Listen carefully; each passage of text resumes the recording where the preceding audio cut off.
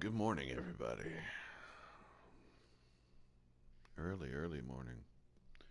It's about 5.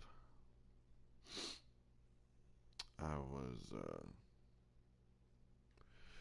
sick, super duper sick yesterday. I'm a tiny degree better this morning. That's what it feels like anyway. I'm a little tiny bit better. So, nice amount of worlds. Captain, I have detected that Edgewater's power supply is now optimal.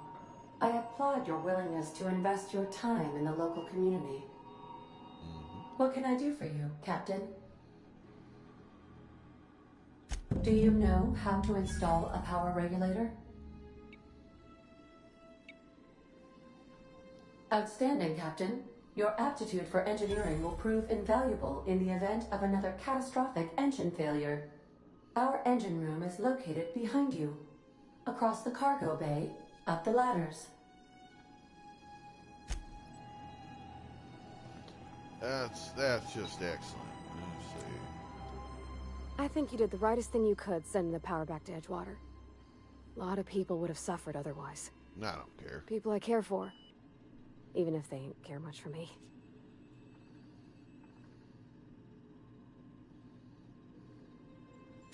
He's just interested in fixing stuff. He always used to follow me around, asking me to explain what I was doing. Like a puppy, kinda. Like a stalker puppy?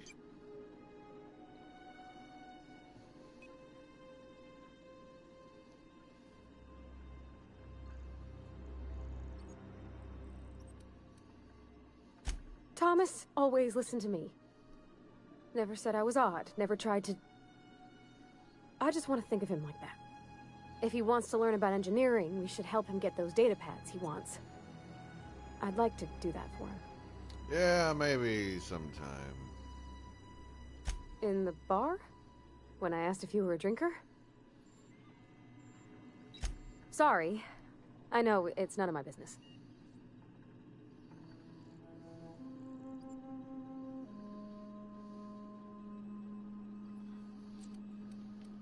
Yeah, I didn't think it. I mean, sorry. That's right.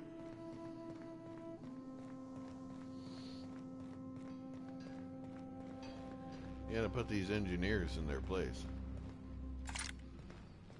You gotta let them know. If I want to imbibe down then, I'm gonna do it. God damn you.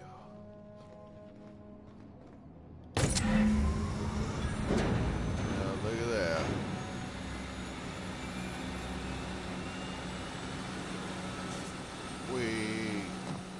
God damn it. Alright. See. Alright. What can I do for you, Captain? All systems are operating within acceptable parameters. I am prepared to bring the unreliable into low-altitude orbit. This should prove an adequate test of our flight capabilities. We can always come back. Look at that fucking thing. Rickety piece of shit.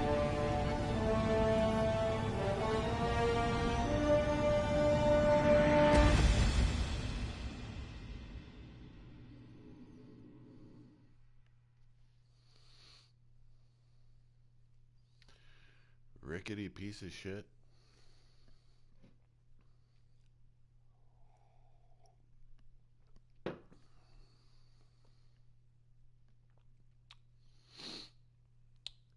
I'm still not feeling great, but a good long night's sleep. So I went to bed early. I We have slept most received a of the day communication yesterday. request from Dr. Phineas Wells. Oh, fuck. Based on my initial calculations of Dr. Wells's personality, that seems highly unlikely. God damn it. There you are, hale and hearty, and captain of your own ship. I see you're putting the unreliable to good use. Shame about her former captain. Horrible way to die. How are you feeling, by the way? I lost track of you in that cave back there. Experiencing any, unnatural drippage? Perfectly normal side effect of thawing, I assure you.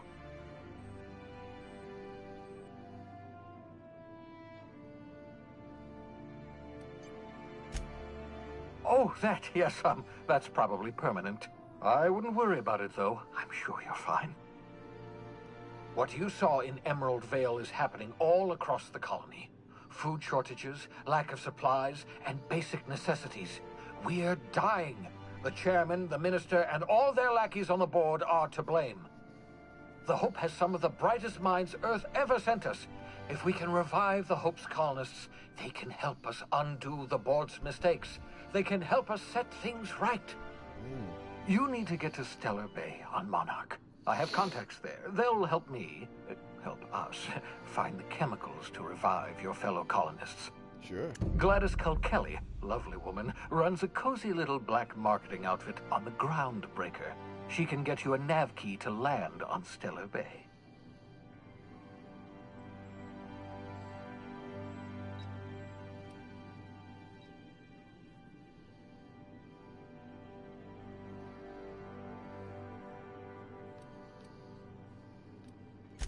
In theory, I suppose you could land your ship in Cascadia, and in theory, I suppose you might survive the experience.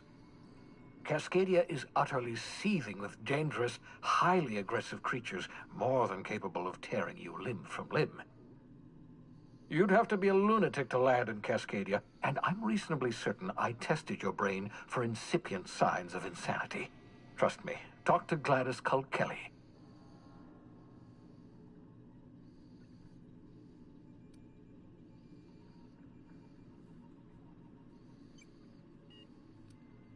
Gladys and I have been doing business for years. Her smuggling credentials are unimpeachable. If anyone can get you a key to Monarch, it's her.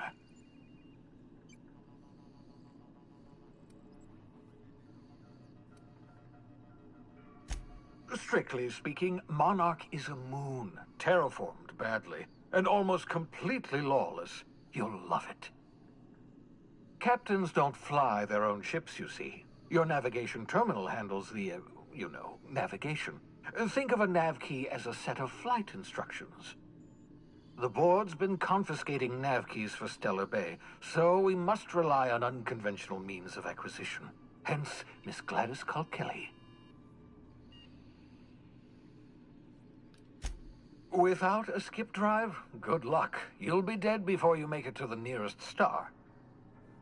Look, I admire your optimism, but the sad truth is you're stuck here. You, me, and the rest of this colony. We're all skating precariously around the edge of oblivion together. None of us are leaving Halcyon alive, so we may as well make it a better place, and we can start by reviving the Hope. Excellent. I'll send her a wireless. Let her know you're coming. By the way, I gave Captain Hawthorne a disguise apparatus of my own design, cutting-edge technology years ahead of its time. I call it the Holographic Shroud. I'm sure it will prove remarkably useful to you. You'll find it in the captain's quarters. Groovy, groovy. Wrong matter of Shroud, my slow-witted accomplice. This is, how to put it simply, a device that makes you look different, sound different. Briefly. The device has its limits, but it will allow you to blend in perfectly, and probably won't jeopardize your ability to have children. Will it? No, definitely not. Probably, yes. Very simply, the holographic shroud uses biometric information contained on standard identity cartridges to generate a holographic projection around you.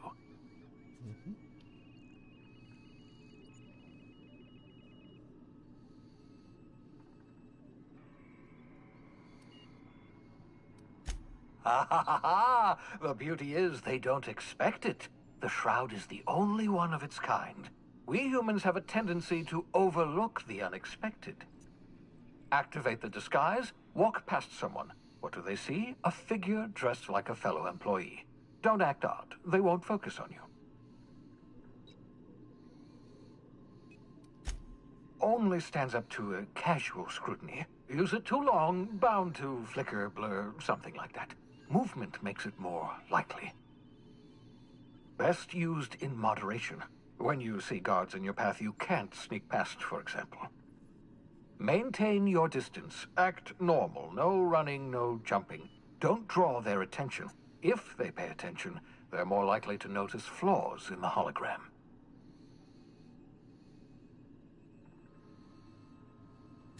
A change of clothes. What is this? Some old spy serial? What inattentive and brainless guard would be fooled by such a shabby disguise? The holographic shroud masks not only your clothes, but your face and fingerprints. It modulates your voice and sweetens your breath. Love it.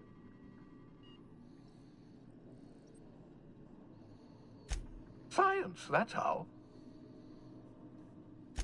Excellent. I'll contact you once you've found a way to get to Stellar Bay. If you have any questions, come see me in my lab. And remember, don't trust the board. They'll try to win you over with promises of wealth and power, but it's a lie. The board's only interested in filling their own pockets. If we don't put a stop to them, they're going to run this colony to the ground. Transmission ended. If you are ready to depart, please select a destination on your navigation terminal.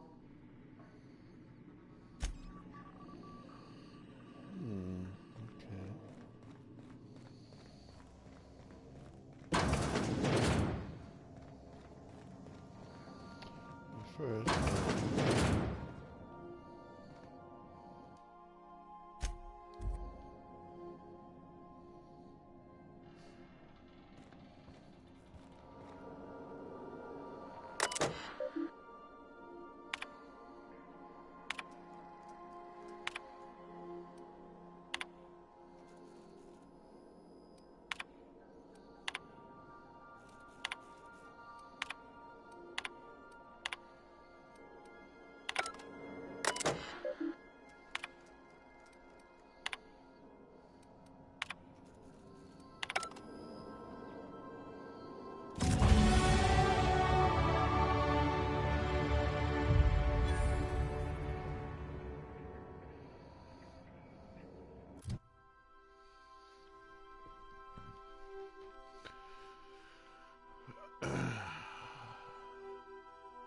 look at that beautiful man. Look at that magnificent fucking stupid mother. Okay. Let's see. Oh, God.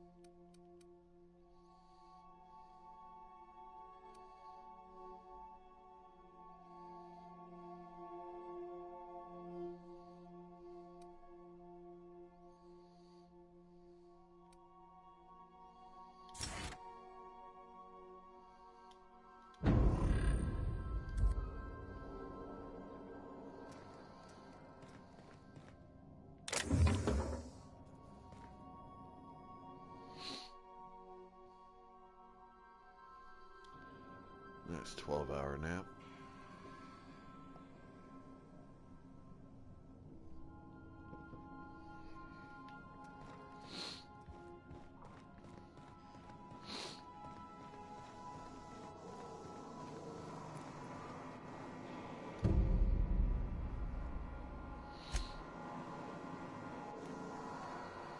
Okay.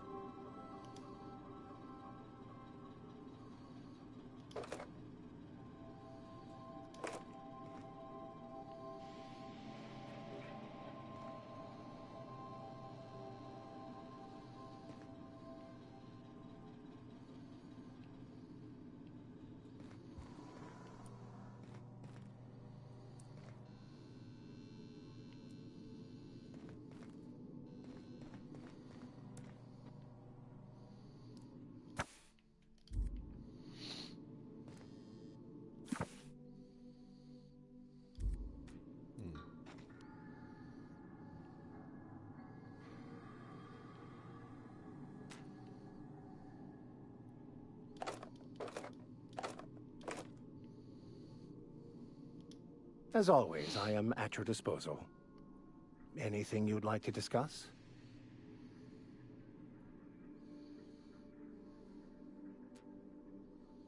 Nothing too out of the ordinary. Just your run-of-the-mill vicar with a violently enthusiastic disposition.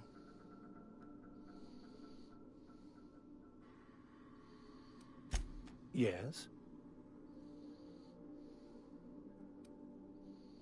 I have run headlong into too many walls in my pursuit of the truth. This book is my last hope, and you were my only hope of getting it translated.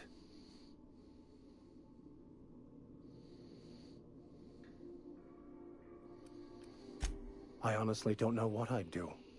This quest has consumed me for the better part of my life. I fear there's nothing else left to me. What about you? What's your story?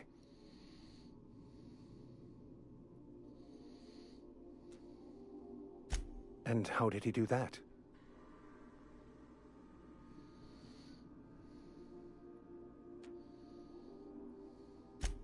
Well, you do seem different than every other colonist.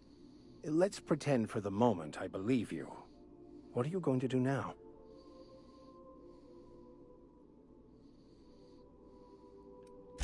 Why would you turn on someone who saved you?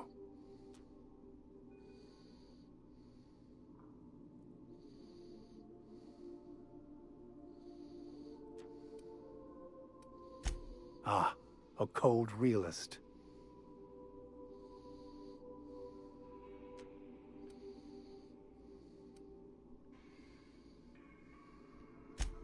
I've been thinking on that. There's a former infamous philosopher scholar who fled Terra 2 some years ago. He's an expert on Baconu. He's also who told me of the journal's presence in Emerald Vale. If anyone in this colony could translate that book, it would be him.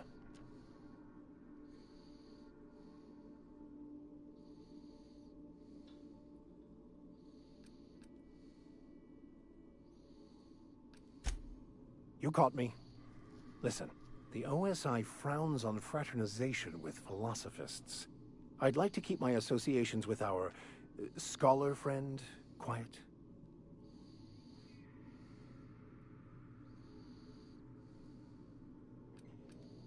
The only one I'm aware of. I suppose we could always just ask random passers-by if they are fluent in it.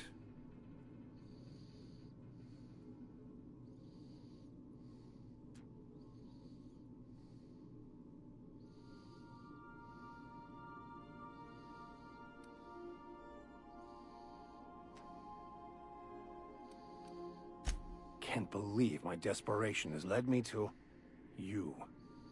Well, I just remembered there actually is a list like that. The Groundbreaker has access to it. All I need is access to a data cartridge from the security terminal. Their easily hackable system keeps a registry of all crew manifests for both arrivals and departures.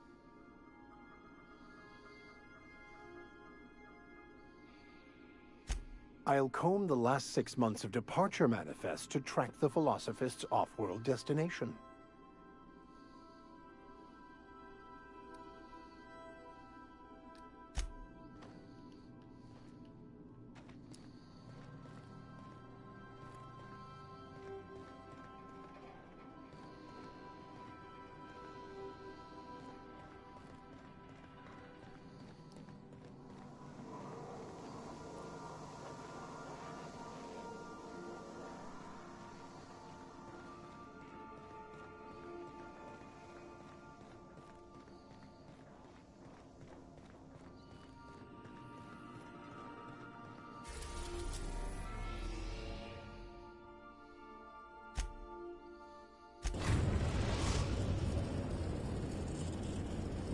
The Groundbreaker has approved our request for docking, Captain. You're free to disembark. Let's talk when you're free. Hey, Captain. I heard that Groundbreaker's got a real good engineer. A lady named Junlei Tennyson?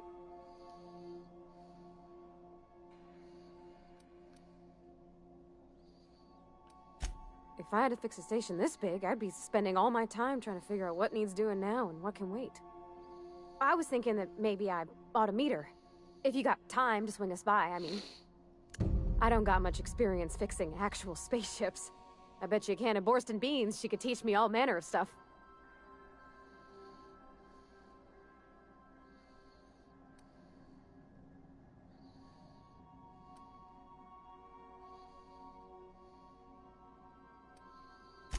Okay. I don't want to waste your time or nothing.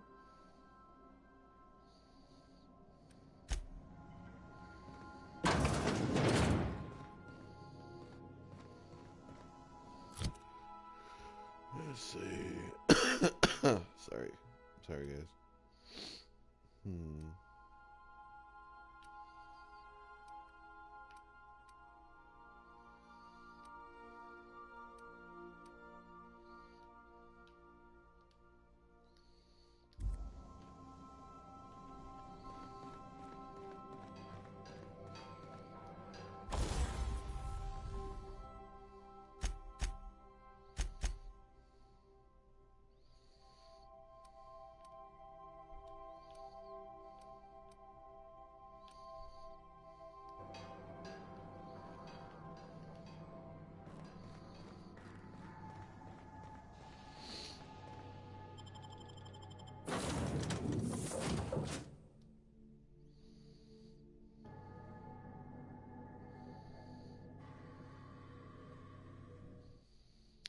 The Groundbreaker.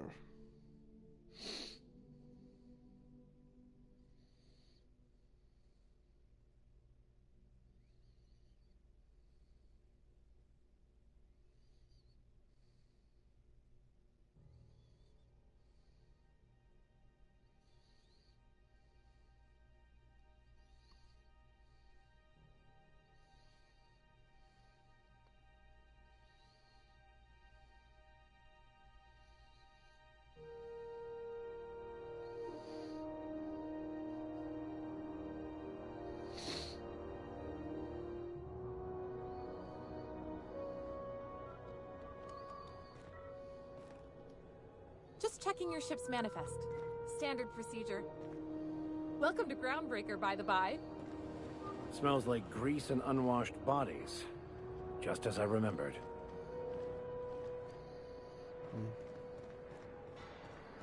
That's not the point. This halfwit just knocked out one of my workers. Yeah, with a tossball stick. I heard you the first time. There weren't any witnesses. No witnesses. He's not even denying it. Jackass had it coming. Shut it, Felix. You're not... Now's not a good time. I'm dealing with a problem here. So, go space yourself. Problem solved. You must really want a truncheon through your teeth.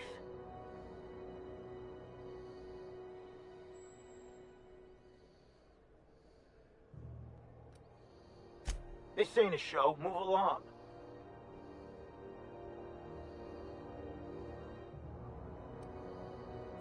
I've wasted enough of my time dealing with you people. I'm leaving. Going for a stroll around the docking base? Sure was.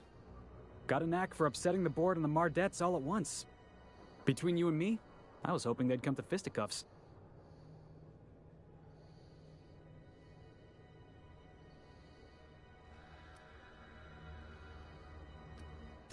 Yeah, because I knocked my foreman out with a tossball stick. But, to be fair, I wasn't the one who started it. The guy was insulting my Rizzo's Rangers. Look, if it's a crime to defend your favorite tossball team against slander and calumny, well then lock me right up.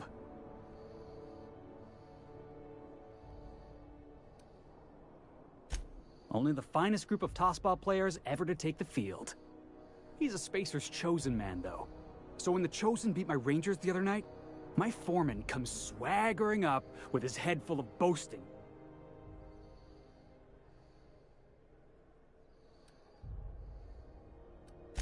Exactly. I was only doing what any self-respecting Rangers fan would have done. Look, this was a long time coming. Guy thinks he can push me around because he's some sky-high foreman, and I'm just a back bay's dock worker. Well, former dock worker. Guess I just tendered my resignation.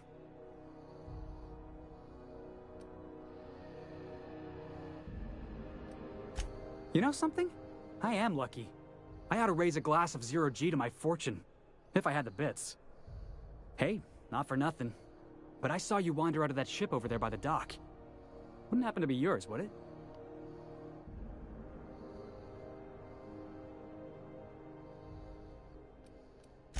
Oh, just musing is all. Must be nice having the run of the colony.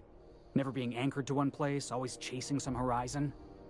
Hey, I don't want to talk your ears off, guessing you got places to be. I appreciate your time.